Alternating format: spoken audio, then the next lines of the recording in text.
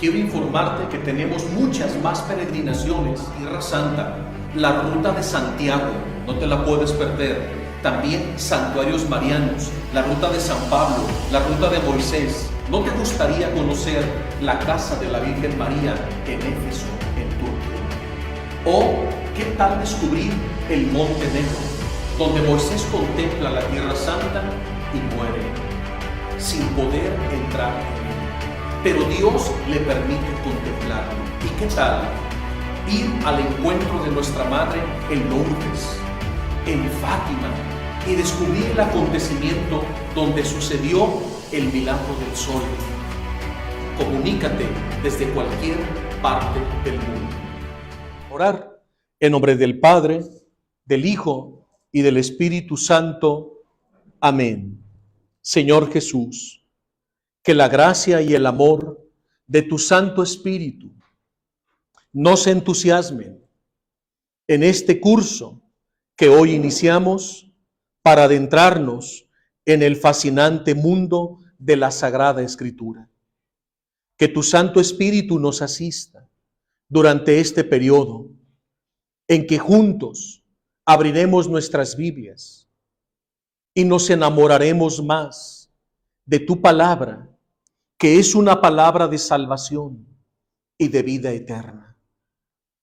Podemos recordar, Señor, aquellas palabras del Evangelio, cuando mirando a tus apóstoles, les cuestionaste: ¿y ustedes también quieren dejarme?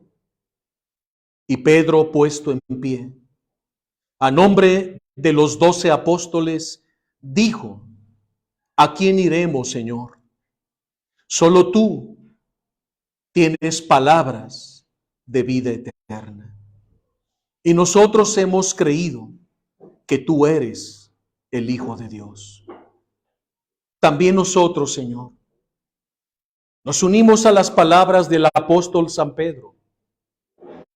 Te reconocemos como nuestro Salvador y como nuestro Señor, como el Kyrios de nuestra vida.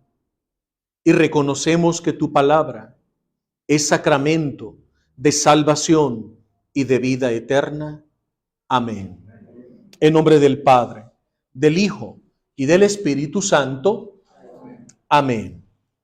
Ahora vamos a entrar a nuestro primer tema y lo vamos a llamar características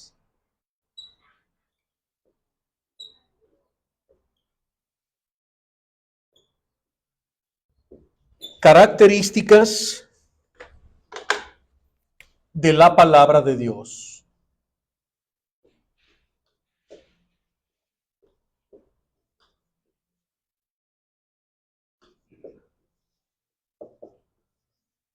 Puesto que la palabra de Dios, que es un libro inspirado por el mismo Espíritu Santo, tiene características especiales. Y la primera característica, número 1, la palabra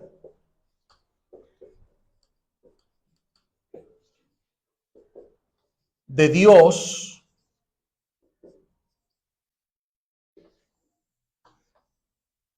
es poderosa.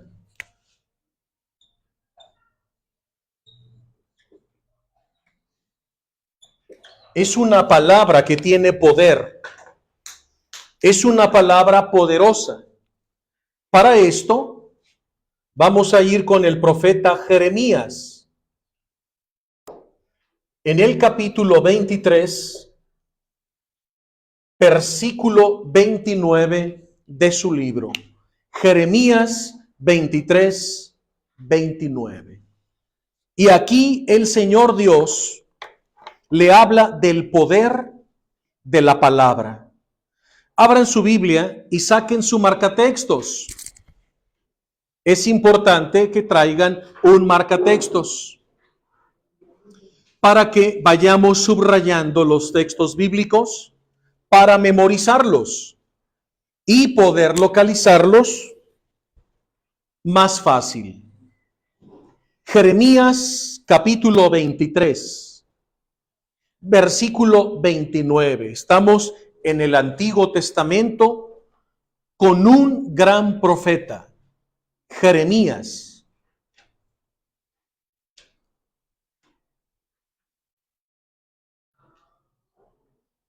Poco a poco se van a ir familiarizando con la Biblia, el manejo de la Biblia.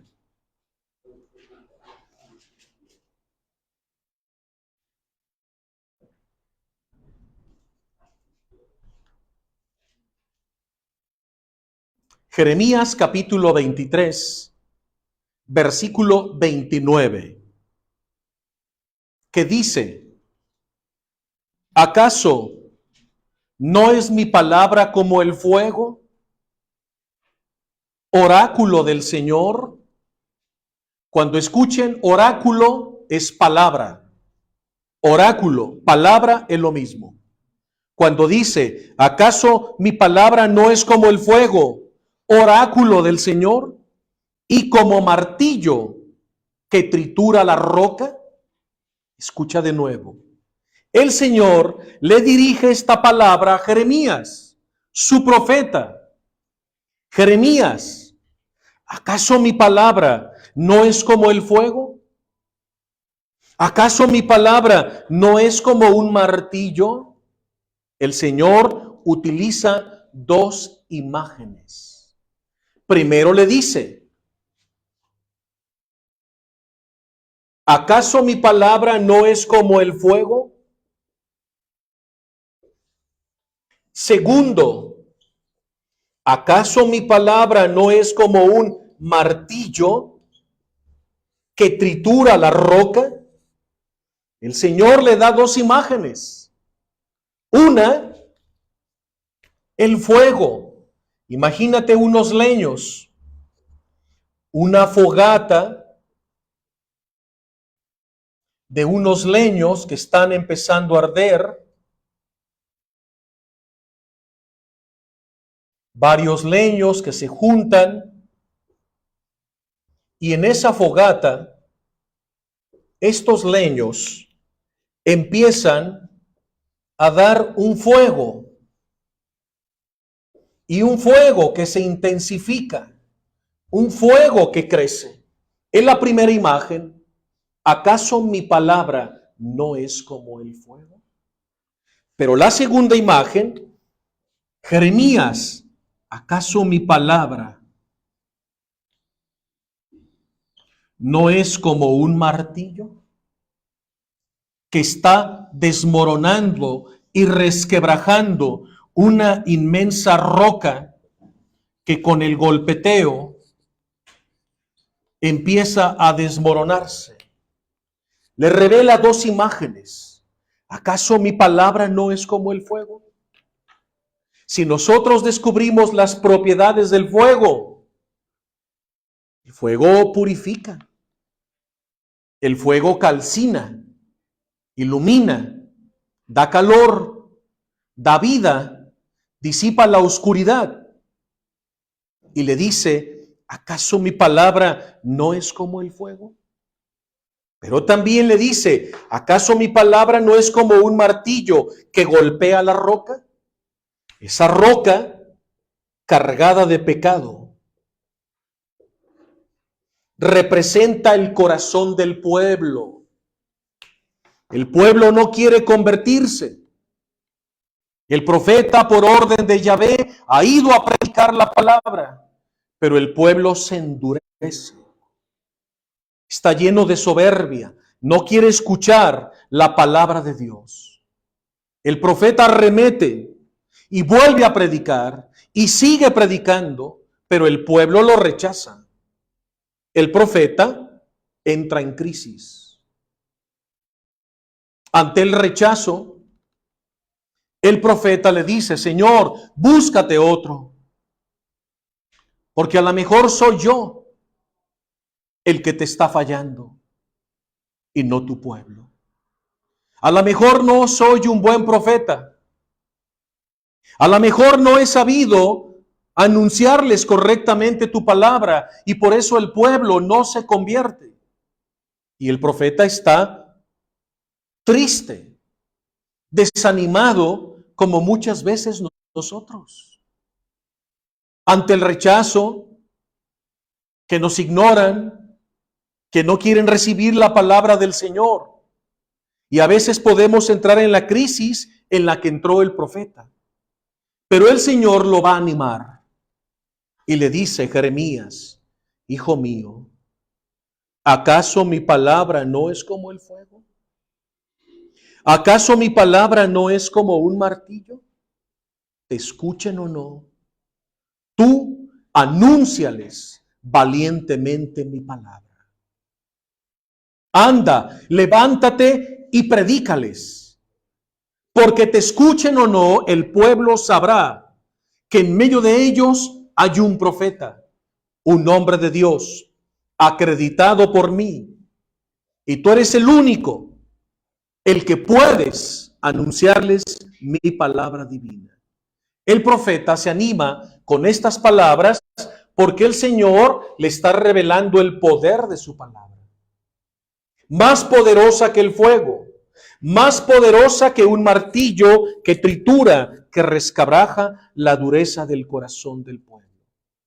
¿Cuántas veces nosotros hemos conocido personas que tienen el corazón endurecido? A veces personas intratables, que siempre están molestas, que están criticando siempre a medio mundo, que siempre están insatisfechas, todo les parece mal, han dejado de sonreír porque han perdido su capacidad de asombro. Y cuando una persona pierde su capacidad de asombro, se endurece. Pues el pueblo había perdido su capacidad de asombro. Se había endurecido y por eso no escuchaba la palabra, pero hoy el Señor le dice a Jeremías, sígueles predicando, porque mi palabra va a calcinar sus pecados, va a purificar sus corazones. Les daré el calor, el fuego, la vida de mi palabra. Y tú golpearás tan fuerte con mi palabra su corazón que lo vas a triturar. Pulveriza el corazón del pueblo. Y el profeta, motivado por el poder de la palabra, se lanza a la predicación. El capítulo 24, abran sus Biblias, del Evangelio de San Lucas, nos habla de lo que ocurrió en el corazón de dos discípulos del Señor Jesús. Y estos dos discípulos iban por un camino llamado Emaús. Y miren lo que nos dice el texto. Lucas capítulo 24, versículo 13. Lucas 24, 13. Vamos a poner aquí la cita.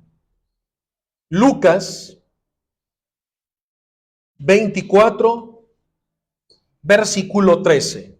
Lucas 24, 13. Y dice el Evangelio, aquel mismo día,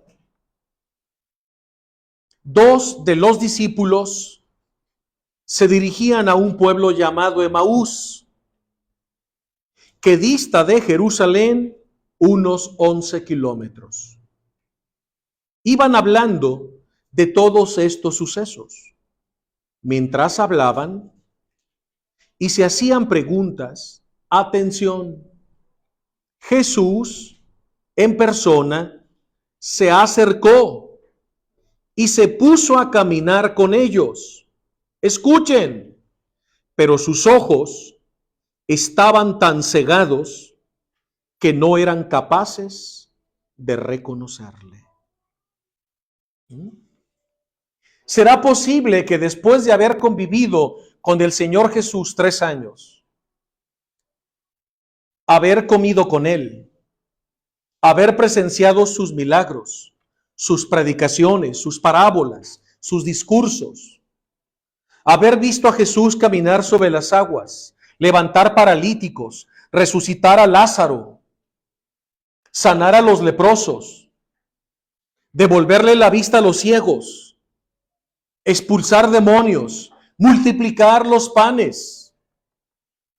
Y de pronto no lo conocen. ¿Acaso Jesús cambió de aspecto? No. ¿Qué dice el capítulo 8 de la carta a los Hebreos?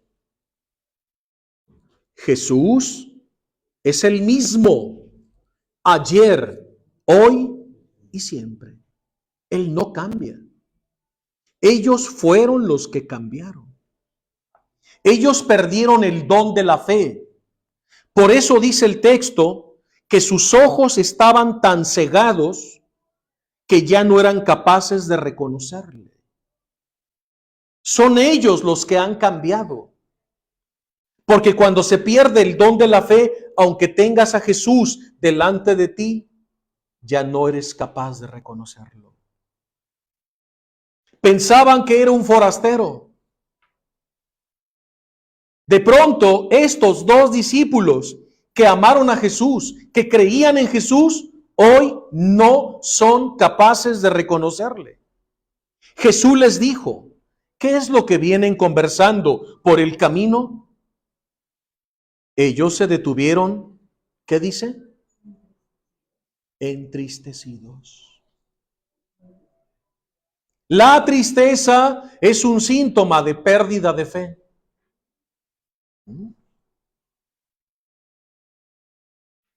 ¿Me están escuchando?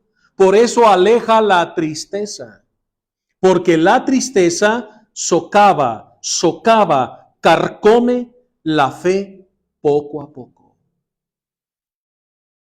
Porque la tristeza te lleva al endurecimiento del corazón. No crean que esto sucede de repente, es un proceso. Por eso dice Santiago, ¿a alguien está triste? Pues que se alegre y cante alabanzas e himnos a Dios. Echa fuera la tristeza.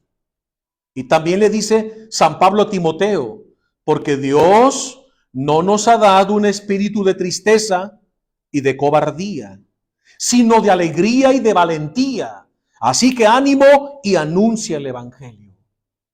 Porque la tristeza no se debe apoderar de los hijos de Dios. ¿Qué es lo que caracteriza a un hijo de Dios?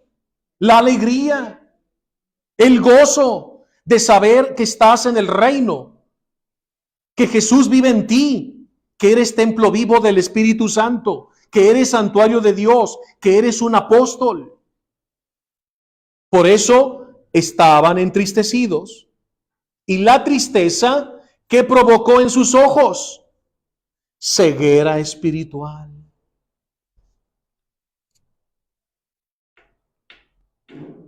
Ceguera espiritual. La ceguera espiritual es el fruto de la tristeza. Y uno de ellos, llamado Cleofás, se nos revela el nombre de uno de ellos. No es un apóstol, es un discípulo. Uno de ellos, Cleofás, le respondió, ¿acaso eres tú el único en Jerusalén que no sabe lo que ha pasado allí estos días? Que si no sabe, pues él lo experimentó en carne propia su pasión. Jesús ha resucitado, pero ellos no creyeron. Y por el endurecimiento y la tristeza de su corazón, vámonos. Y nosotros, que lo habíamos dejado todo por seguirle. Y mira nada más cómo terminó, clavado en una cruz como un criminal. Vámonos a nuestro pueblo.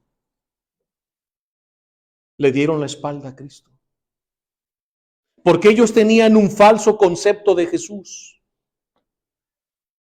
Ellos concebían un Jesús triunfalista, un Jesús mesiánico que iba a instaurar su reino en la tierra a ejemplo o figura de un César, de un emperador romano. Concebían un imperio terreno, con legiones cristianas. No. Era un falso mesianismo. Y de pronto ven a su maestro, en quien han creído, flagelado, coronado, bajo el peso de una cruz, lo clavan y lo ven morir. Oh, desilusión. Y nosotros que lo dejamos todo por él. Vámonos. De nada sirvió. 3 años desperdiciados. Estos son. Así les pasa a muchos. Por no conocer el Evangelio. Se hacen un falso concepto de un Jesús que les ha enseñado el mundo, pero que no han encontrado en el Santo Evangelio. Así, ellos van por ese camino de la desilusión. El camino de Maús es el camino de la antife. Los que van por el camino de Maús es un camino de ceguera, de oscuridad, de confusión. Se van alejando cada vez más del Señor. Pero Jesús, buen pastor, va al encuentro de sus ovejas perdidas.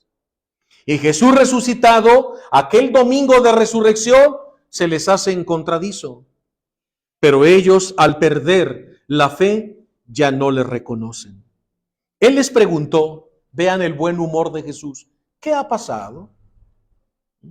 Se hace el que no sabe, porque Jesús quiere abrir el diálogo y el corazón de sus discípulos.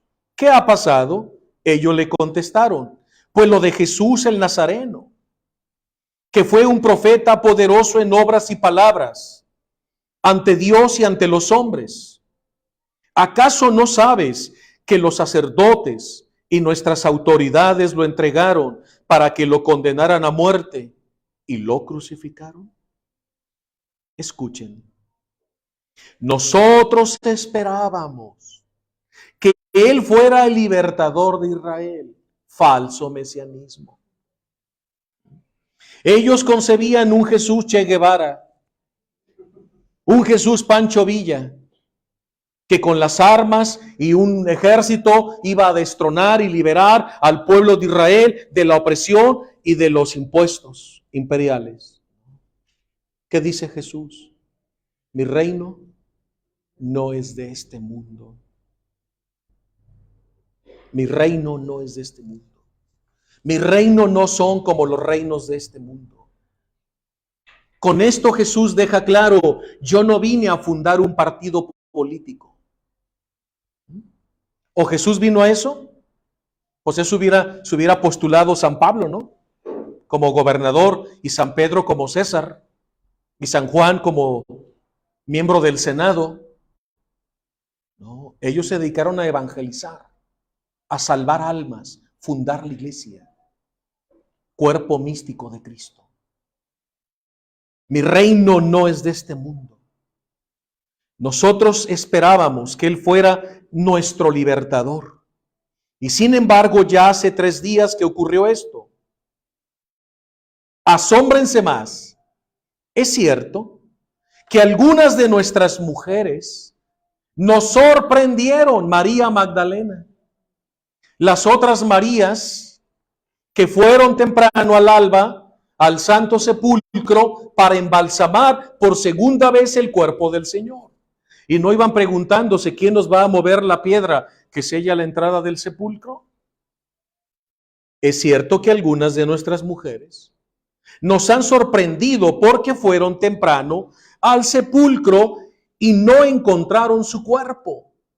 Hablaban incluso de que se les habían aparecido unos ángeles que decían que estaba vivo. Oigan, estos dos ¿no tienen excusa?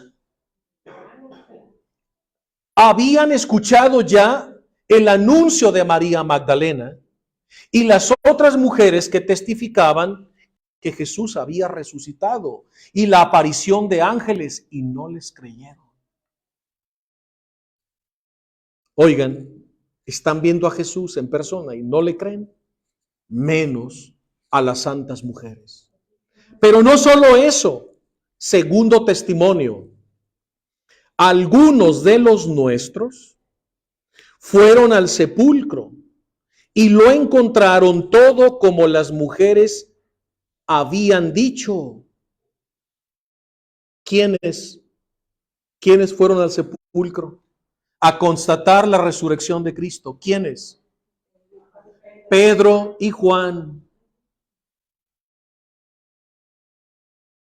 Pedro y Juan habían escuchado el testimonio de Santa María Magdalena y de las otras mujeres que testificaban la resurrección de Cristo.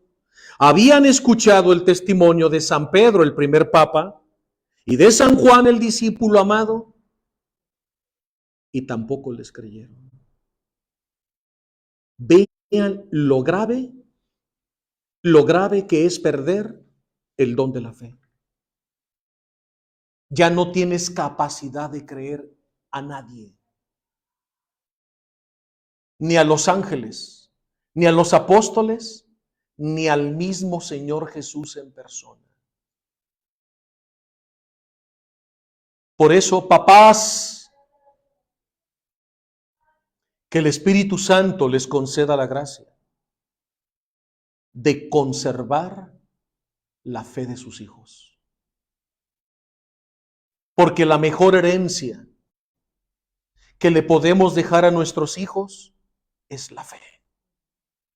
Porque si les dejamos la fe, les estamos heredando la salvación, la vida eterna. Hay papás que solo se preocupan por dejar un patrimonio material que muchas veces sirve para dividir a los hijos.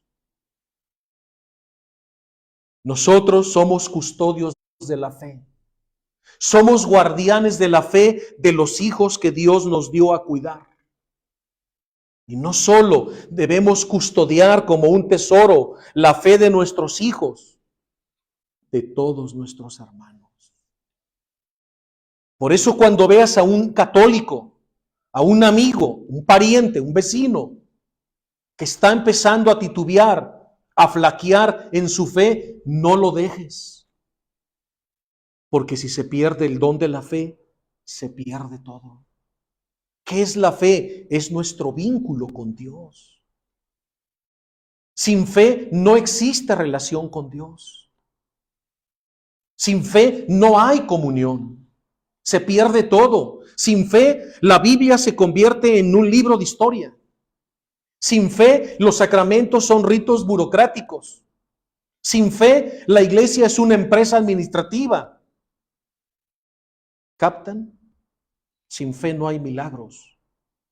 Pero con fe, este libro es palabra de Dios. Los sacramentos son medios de salvación y santificación. La iglesia no es una empresa administrativa, es el cuerpo místico de Cristo. Con fe todo se ve desde la óptica de Dios. Pero ahora ellos, por su ceguera espiritual, están viendo todo desde la óptica de los hombres. Sin fe, sin esperanza, ni amor. No creen. Pero el Señor tiene el remedio. Bendito sea Dios. El Señor tiene la solución. ¿Has perdido la fe? ¿Estás perdiendo la fe? ¿Tu fe se está debilitando? ¿Tu fe se ha hecho pequeña? San Pablo, Romanos capítulo 10, dice que la fe viene, crece, se crea por la escucha de la palabra de Dios. La escucha de la Biblia, la escucha de la palabra de Dios es regeneradora de fe. Ahí donde ya no hay fe, hace surgir fe. Donde se ha terminado la fe, vuelve a resurgir. Ese es el poder, esa es la virtud de la palabra de Dios. La fe viene por la escucha de la palabra de Dios. Por eso, entre más leas la Biblia, más crece tu fe, porque la fe se alimenta y crece por la escucha de la palabra de Dios. Y Jesús va, se encuentra con ellos y está dialogando. ¿Qué les está dirigiendo? Su palabra.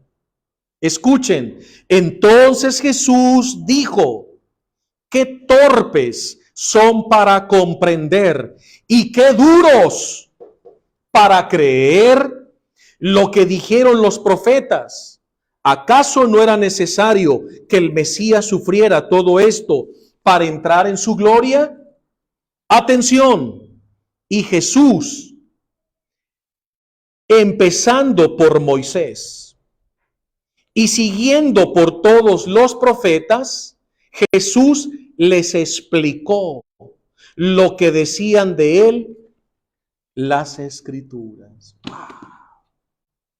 ¿Qué hizo Jesús durante el camino? Les dio una clase de sagradas escrituras. Imagínate qué dicha. Y mira el recorrido, empezando por Moisés y siguiendo por todos los profetas. Les hizo una semblanza de la historia de nuestra salvación. ¿No es una gracia extraordinaria? Ahora comprenden mejor por qué el Señor los ha traído aquí, a los que están de forma presencial y los que nos acompañan de forma virtual. Porque el Señor les quiere dar el regalo de su palabra para fortalecer su fe, para que a su vez ustedes hagan lo mismo. Jesús personalmente, como todo un maestro, les empieza a explicar todo lo referente a él en las Escrituras. Al llegar al pueblo,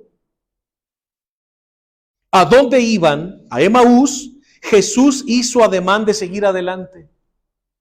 ¿Por qué hizo ademán como un forastero de seguir adelante? Para ver si su palabra que les ha anunciado ya surtió efecto. Y cuando ven que Jesús va pasando de largo, estos dos discípulos con el corazón compungido y quebrantado, ya no más endurecido, Señor, quédate con nosotros, porque está anocheciendo. Entra a nuestras casas. ¿Sí? Ahora ya están suplicando, no te vayas, Señor. Entra a cenar con nosotros. Quédate con nosotros, porque es tarde y está anocheciendo. Y Jesús entró para quedarse con ellos. Qué hermoso. ¿Saben para qué se escribió esto? ¿Saben para qué se escribió en los evangelios? Para que cada vez que leas, te enamores de Jesús. De veras. Es un Jesús que sorprende, que subyuga, que enamora. Señor. ¿En algún momento los trató mal? No. Los acompañó, los instruyó, les dio su palabra, les devuelve el don de la fe, entra a su casa. Pero no solo eso. Cuando estaban sentados a la mesa, tomó pan, pronunció la bendición. ¿Qué está haciendo Jesús? ¿Qué está haciendo? Celebrando con ellos dos en Emaús la primera Eucaristía de Jesús resucitado. ¡Wow! Porque el Jueves Santo, ¿qué fue? La institución de la Eucaristía. Pero aquí Jesús ya ha muerto, ya ha resucitado, es domingo y celebra la misa con ellos. Es la primera misa de Jesús resucitado.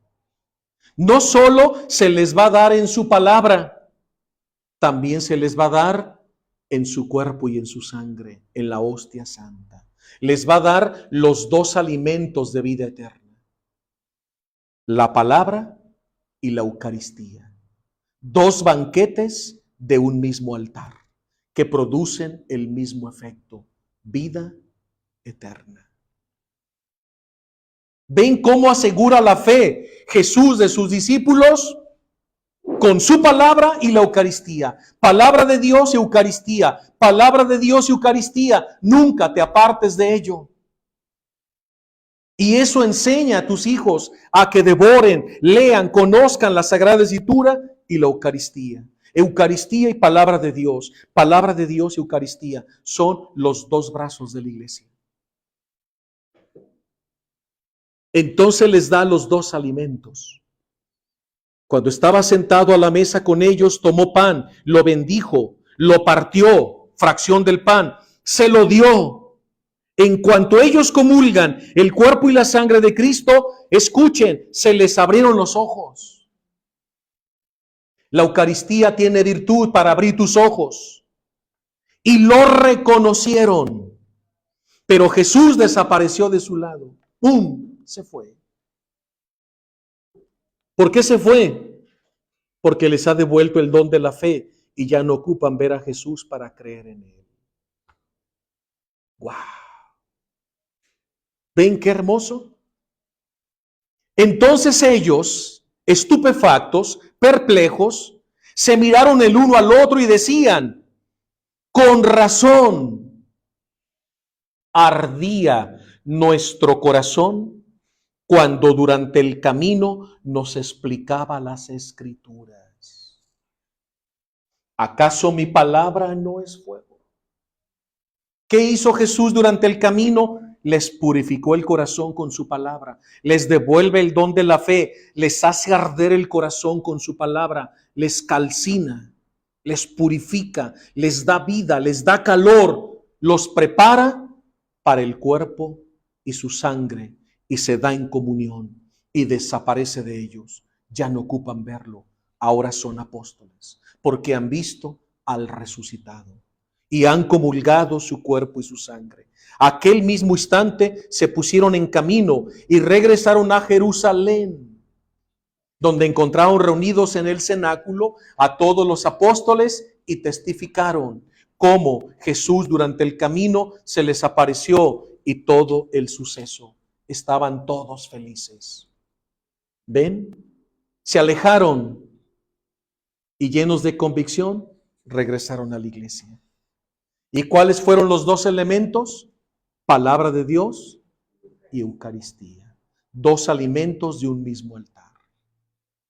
Así es el poder de la palabra de Dios, que es fuego, que es martillo. Y para concluir,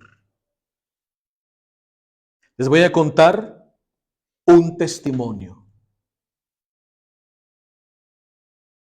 Estábamos en una clase de Biblia. Era sábado por la tarde. Y de pronto, en la parte de atrás, en la esquina, había un joven mal encarado, todo mugroso, así como con rastas, todo tatuado, con aspecto de suciedad, se veía mal. Yo al principio pensé que era un pordiosero que se había metido a pedir limosna, pero no. Pero estaba ahí agarrado de la paleta, de la butaca, sin Biblia, no traía nada, agachado, y me miraba de una forma espantosa que yo volteaba la mirada. No quería mirarlo, porque me estaba mirando así como con mucho odio. Entonces ya terminé la clase, pónganse de pie, dimos gracias. Cuando yo abro mis ojos, ya se había ido. Dije, ¿quién sabe? O a lo mejor alguien lo invitó, o un pordiosero y se metió, pero estuvo toda la clase ahí, sin moverse. Bueno, pues ya nos despedimos, se fueron los alumnos y yo empecé a apagar las luces de la casa. Cuando me dirigí al estacionamiento para ir a la capilla, porque ahí está el Santísimo, para cerrar, hay un pasillo. Y el pasillo ya estaba oscuro. Y había como un saliente donde pasaba un bajante. Entonces yo iba con el puño de llaves, buscando la llave de la capilla, me iba a meter, saludar al Santísimo y cerrar. Pues cuando yo voy así, este estaba escondido en ese pequeño murito del bajante me estaba esperando. Imagínate, tú vas bien sereno, contento, y de pronto de la oscuridad sale y me empieza a gritar y me golpea en el pecho y me tumba y me empieza a tirar golpes y patadas y yo para atrás arrastrándome y él ahí lo estaba esperando y lo voy a matar. Lo odio, me empieza a gritar, pero así horrible, ¿no? Pegaba unos gritos. Entonces yo como pude logro levantarme. Entonces yo volteaba así a ver si algunos alumnos que anduvieran por ahí en la banqueta escuchaban sus gritos. No, nadie, ni un alma. Y hacia adelante y yo para atrás y tirándome golpes y tirándome golpes. De veras es grande la misericordia de Dios. Ningún golpe me alcanzaba. Hasta me animé, dije, así sí me subo con el Canelo al cuadrilátero. No me alcanzaban los golpes. Yo nada más le hacía hacia atrás así y veía pasar los puños y yo para atrás y lo voy a matar, lo odio. ¿Y por qué me está diciendo esto? El Señor le dio un marrazo con la palabra. Entonces él se sintió tan interpelado por el golpe del evangelio que la agarró contra mí. Yo ni lo conocía, ni conocía su vida, ni sabía quién era. Pero él se sintió interpelado. Entonces él agarró contra mí, se llenó de odio y me decía, lo odio y lo voy a matar. Cuando yo vi que ya no había remedio y él seguía tirando golpes y yo para atrás esquivándolos, entonces ya me detuve pensando en esto, lo miro fijamente y le digo, ¿de modo que quieres pelear? Entonces él cometió un error. Dijo, sí. Cuando hizo sí, bajó la guardia. Entonces me le aviento, lo abrazo y nos vamos al suelo. Entonces él empezó a forcejear. Y yo aquí lo tenía, gritándome horrible. Entonces como pude nos levantamos, lo empecé a arrastrar a la capilla, lo meto a la capilla, pegaba más gritos como endemoniado. Me quema, suélteme, no me meta aquí, pero espantoso, no. Yo ahorita lo estoy diciendo tranquilo, no eran unos gritos desaforados. Entonces como pude lo arrastro y le digo, sí vas a pelear, pero con el Santísimo.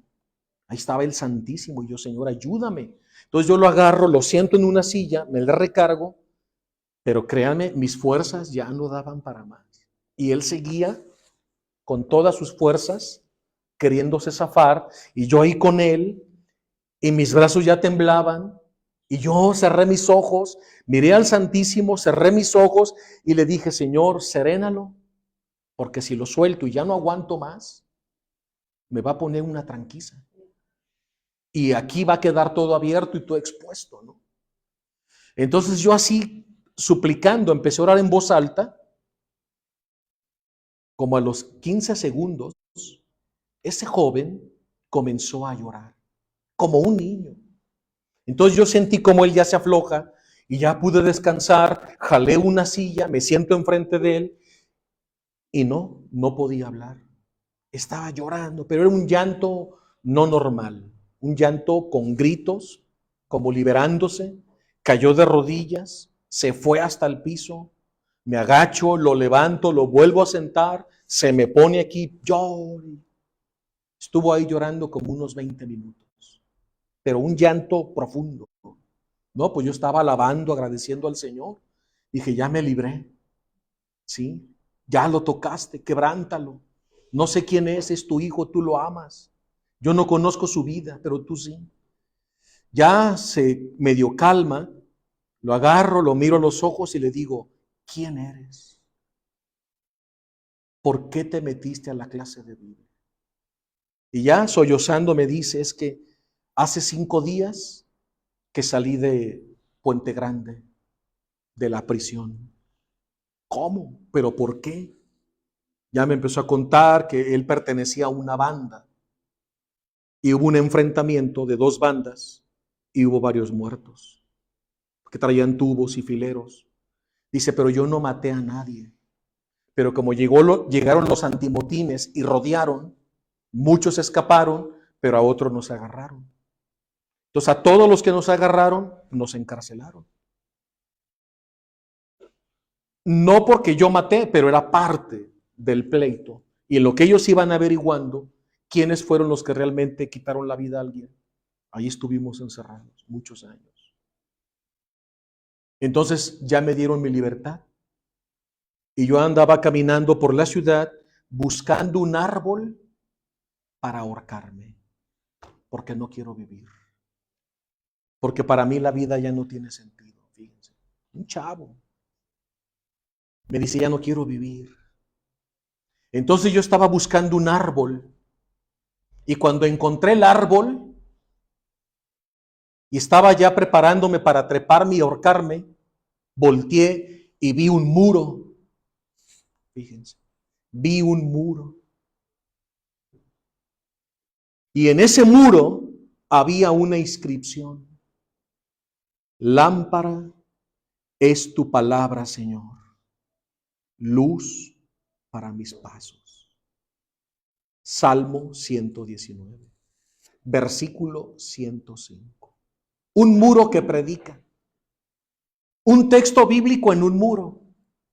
Dice, cuando yo leo eso, sin saber qué es eso, siento algo que me jala ahí. Entonces me cruzo la avenida, veo una puerta, me meto y lo veo usted con un grupo. Y yo sentía que usted me estaba agrediendo. Por eso lo quería matar. Perdóneme, se me abrazaba llorando. Ya era otro. Entonces, ¿te quieres quitar la vida? Sí. Porque mi vida ya no tiene sentido. Quiero morirme, quiero desaparecer de este mundo. Estoy muy lastimado, estoy muy herido.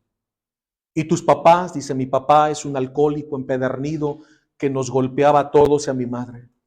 Y tu madre también se hizo alcohólica igual que él. Dice, ¿usted que quiere ir a mi casa? Ahí no hay vida, es puro alcoholismo y violencia. Le digo, no, tienes que ir. Tus padres te quieren ver.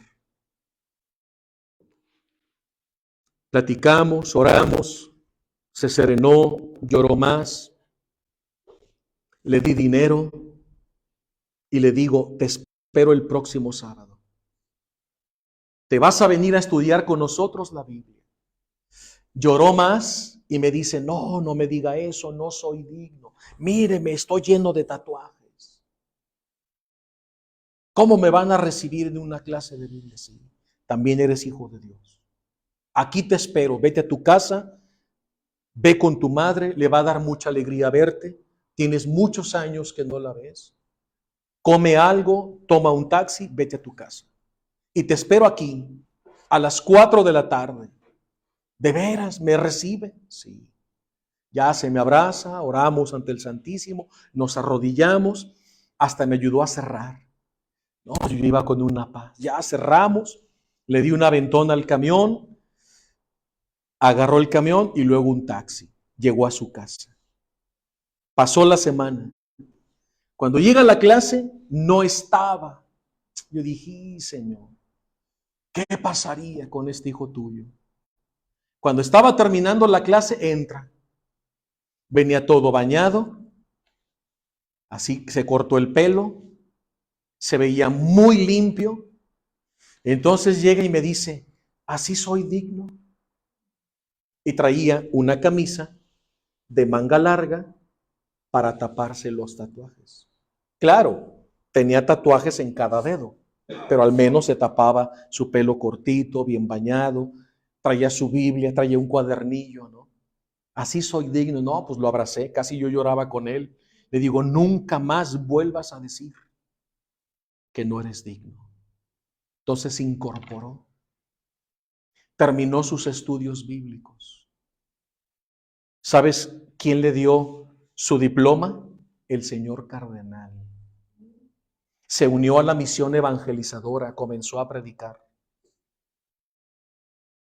Terminó sus estudios y se hizo abogado. Y actualmente es abogado penalista. Porque dice, vi tantas injusticias en la cárcel que voy a dedicar mi vida a ayudar a tantos jóvenes inocentes que como yo estuvimos sufriendo en la prisión. ¿Ven cómo la palabra de Dios tiene poder para transformar el corazón más duro? cómo el Señor rescata a los 2 discípulos de Emaús, cómo motiva al profeta Jeremías a que se levante y vaya y siga predicando su palabra para pulverizar ese corazón duro del pueblo de Israel para que no se perdiera y se volviera a Dios. Por eso, papás, nunca dejen de anunciarles a sus hijos el Evangelio. Cuando veas que alguno de tus hijos flaquea, titubea, se está alejando, la palabra de Dios. Anuncia la palabra, porque es fuego divino, porque es martillo que tritura la roca.